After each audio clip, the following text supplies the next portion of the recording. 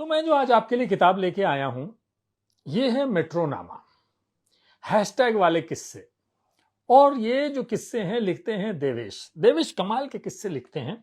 मुझे लगा मैं कविताएं तो आपको सुनाता हूं और सुनाऊंगा आपकी भेजी हुई कविताएं, लेकिन आज मैं आपको कुछ किस्से सुनाता हूं मेट्रोनामा के। जो देखिए, कुछ लोगों के पास वो नजर होती है जो हर किसी के पास नहीं होती। वो कितनी बारीक चीजें पढ़ लेते हैं, पकड़ लेते हैं। तो इस मेट्रोनामा में, दिल्ली की मेट्रो में जब देवेश जाते हैं, वो क्या महसूस करते हैं, क्या देखते हैं, उसको दर्ज किया है। तो मैं आपको पहला किस्सा सुनाता हूं कि दोनों मेट्रो में आ तो गए, लेकिन गेट बंद होते होते ही आए। अंदर आते ही कन्या ने कृत्रिम गुस्सा दिखाया। क्या जरूरत थी ऐसी दौड़ लगाने की? नेक्स्ट मेट्रो से चले जाते यार। तुम हमेशा जल्दी में क्यों रहते हो? जवाब देने के बजाय नायक मुस्कुराते हुए अपनी कोहनी देखता है। नायिका थोड़ी सी घबराई। अरे लगी तो नहीं ना? गेट एकदम से बंद हुआ था ना।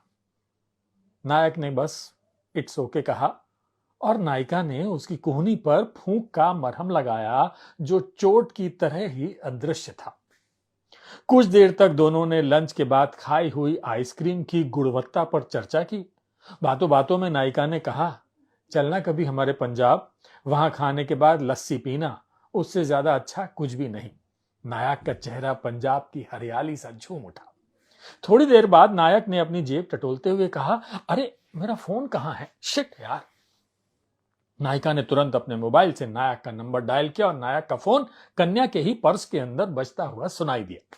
कन्या ने गुस्से और ताज्जुब की मिलीजुली भाव भंगिमा चेहरे पर लाते हुए कहा, रजत यार, क्या बदतमीजी है।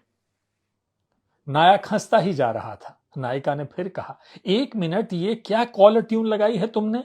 ये कहते हुए नायिका ने दोबारा कॉल किया, कान से मोबाइल लगाया।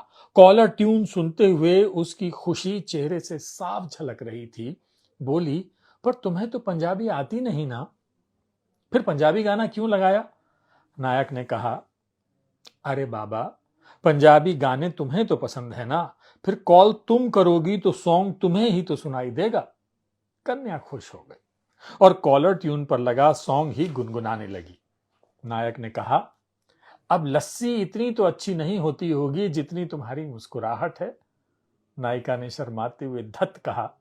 नायक ने उसका सिर पकड़ा और मोबाइल से एक सेल्फी ले ली। है ना? कितना बढ़िया किस्सा मेट्रोनामा, हैशटैग वाले किस्से कमाल का लिखते हैं। सेंस ऑफ ह्यूमर देवेश का कमाल का है। एक और किस्सा सुनिए कि वैशाली मेट्रो स्टेशन के प्लेटफॉर्म पर मेट्रो के 8वें डिब्बे का गेट देर तक खुला रहा। प्लेटफॉर्म पर ही नायक और नायिका चुंबन क्रीड़ा में इतनी देर तक तल्लीन रहे कि लगा आज ये गुरुत्वाकर्षण का कोई एक नियम और ढूंढ कर ही चैन की सांस लेंगे। हम दर्शकों के मन में कई लहरें उठ उठकर गिरती रहीं। खैर, चुम्बन का चरण पूरा होने पर जब दोनों ने एक दूसरे को रिहा किया, तो हम दर्शकों ने भी पलकें झपकाई, जो देर से अनझप थीं। कन्या मेट्रो के अंदर खड़ी हुई, बालक प्लेटफॉर्म पर खड़ा हुआ। कन्या के चेहरे पर विरह के भाव चहलकदमी करने लगे। बालक बाहर से उसे दिलासे देता रहा। कन्या ने हवाई चुम्बन उछाल कर यह जाहिर कर दिया कि फिर भी मेरा मन प्यासा। मेट्रो के दरवाजे बंद हुए। कन्या ने शीशों पर हाथ रखा, बालक ने बाहर से हाथ रखा और टाटा करने के अपग्रेड वर्जन का प्रदर्शन किया। मेट्रो चली। नायिका ने ताहद्दे नजर पीछे की तरफ देखा। नायिका अश्रु पूरित नेत्रों के साथ सावन भादों कर रही थी कि अचानक उसने अपनी जेब और पर्स को टटोला। फिर पहले हैरानी और उसके तुरंत बाद रोमांच का भाव चेहरे पर लाते हुए मोबाइल निकाला, नंबर डायल किया और बोली, बेबी, मेरा मेट्रो कार्ड तो आपके ही पास रह गया। अब आपको आनंद विहार मेट्रो स्टेशन पर मुझसे मिलना होगा। आनंद विहार मेट्रो स्टेशन पर नायिका उतरकर प्लेटफॉर्म के एकदम अंत में, जहां डिजिटल घड़ी ने 9:35 बजाए हैं, वहां जाकर खड़ी हो गई है। ठंडी हवाएं चल रही हैं।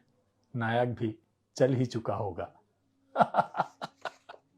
क्या खूबसूरत किस्से हैं ना, कितने प्यारे से मासूम से किस्से हैं। अब मैं आपको एक मेट्रोनामा और सुनाता हूं। देवेश हैं, दिल्ली में ही रहते हैं, रोज लिखते हैं। स्कूल जाते हैं, पढ़ाते हैं, बच्चों के साथ ठिठोली करते हैं, हमारे साथ भी करते हैं। बड़ा अच्छा लिखते हैं, मुझे इनका लिखा बहुत पसंद है। तो सुनिए, कि झिलमिल मेट्रो स्टेशन के पास कुछ झुग्गियां हैं जो आने जाने वालों को खटकती हैं।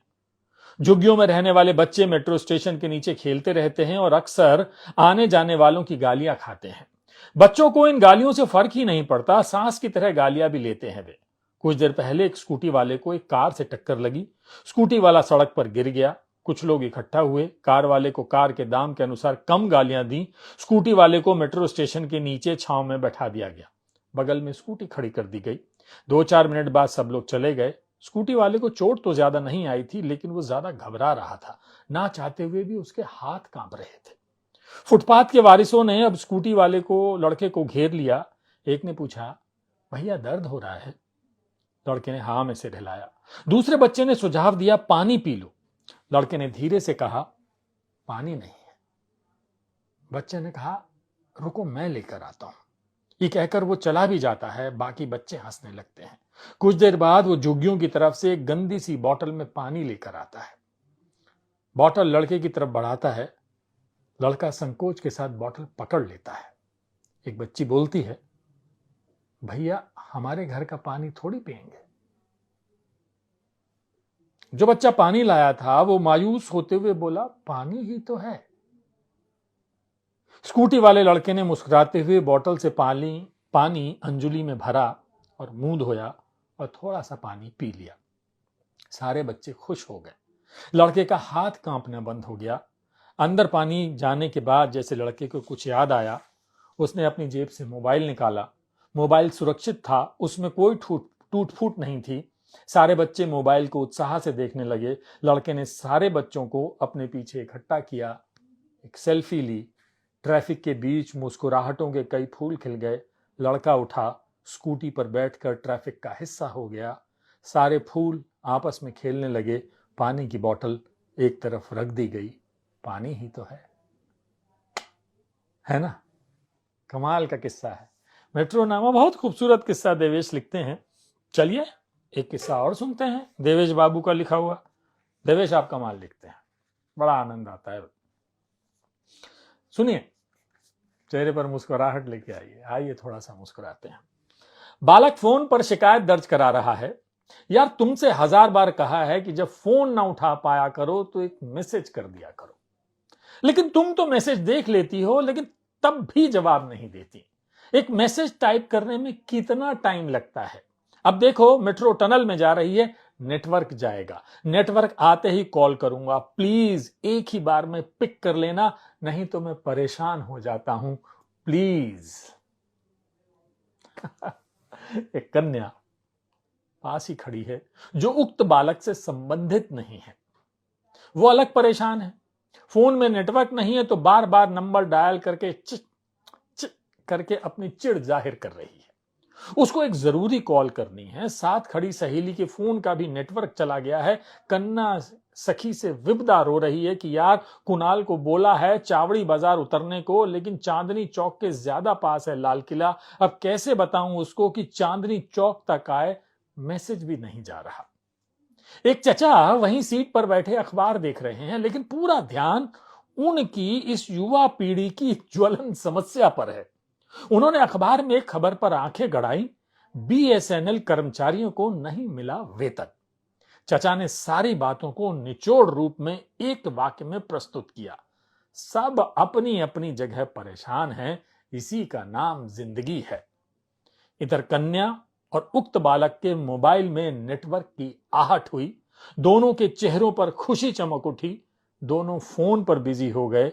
चचा ने मुस्कुराते हुए अखबार का पन्ना पलटा, देर से ही सही इनका वेतन भी आ ही जाएगा। देवेश क्या बात है, वाह। अब ये कोविड के दौरान का किस्सा है। सुनिए कि राजौरी गार्डन मेट्रो स्टेशन के अंदर एक जोड़ा खड़ा है। कन्या मास्क लगा रही है तो नायक हटा दे रहा है, कहता है जुर्माना भर देंगे लेकिन देखने दो।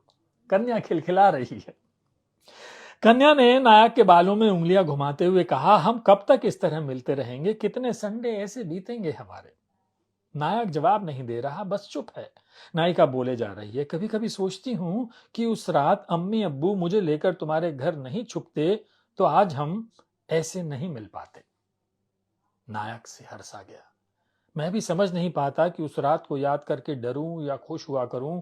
मोहल्ले के लोग पागल हो गए थे, पॉलिटिक्स साली जो ना करा दे। नायिका की उंगलियां रुक गईं, बोली, मुझे पहले तो लगा कि आंटी को हमारा आना अच्छा नहीं लगा, लेकिन कुछ देर बाद वो भी अम्मी जैसी लगने लगी थी।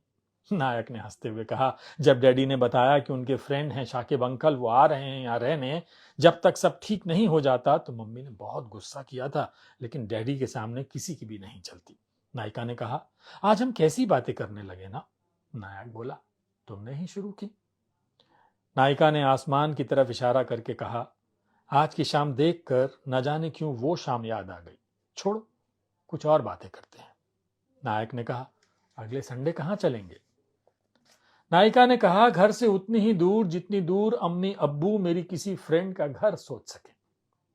नायक ने मासूम होते हुए कहा, कभी किसी और बहाने से आओ ना।